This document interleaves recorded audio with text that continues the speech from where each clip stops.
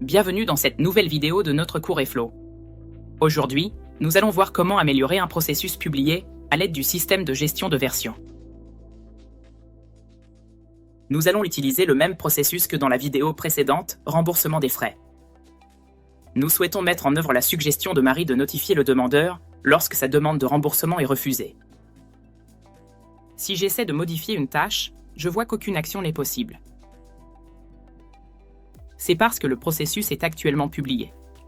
Airflow ne permet pas la modification des processus publiés afin de garantir que les utilisateurs accèdent toujours à une version stable de la documentation. Pour apporter des modifications, allez dans l'onglet « Actions ». Vous y trouverez deux options. Désactiver le portail, idéal pour les petites corrections.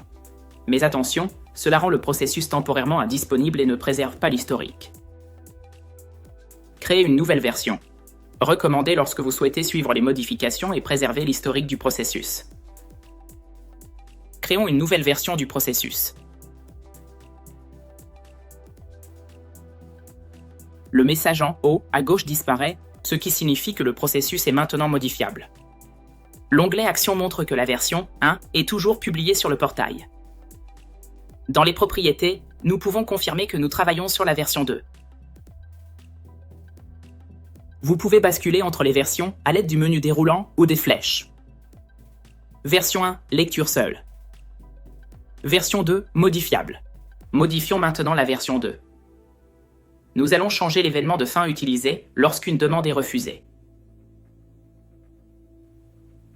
Au lieu d'un événement de fin standard, nous insérons un événement de fin de type message, qui enverra automatiquement un email au demandeur l'informant que sa demande a été refusée.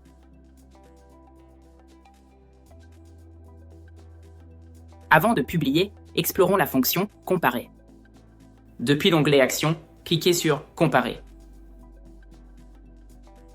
Airflow affiche par défaut la version actuelle du processus à droite et la version antérieure à gauche.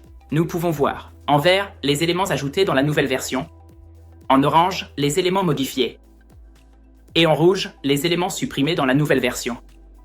C'est un excellent moyen de visualiser l'évolution d'un processus. Cette fonctionnalité vous permet également de comparer différentes versions, ou même différents processus de votre environnement. Publions maintenant la version 2. Dans cet exemple, nous allons ignorer l'étape d'approbation pour simplifier. Dans cette partie, nous allons voir ce qui se passe lorsqu'une nouvelle version de processus est publiée et comprendre comment les commentaires sont gérés entre les différentes versions.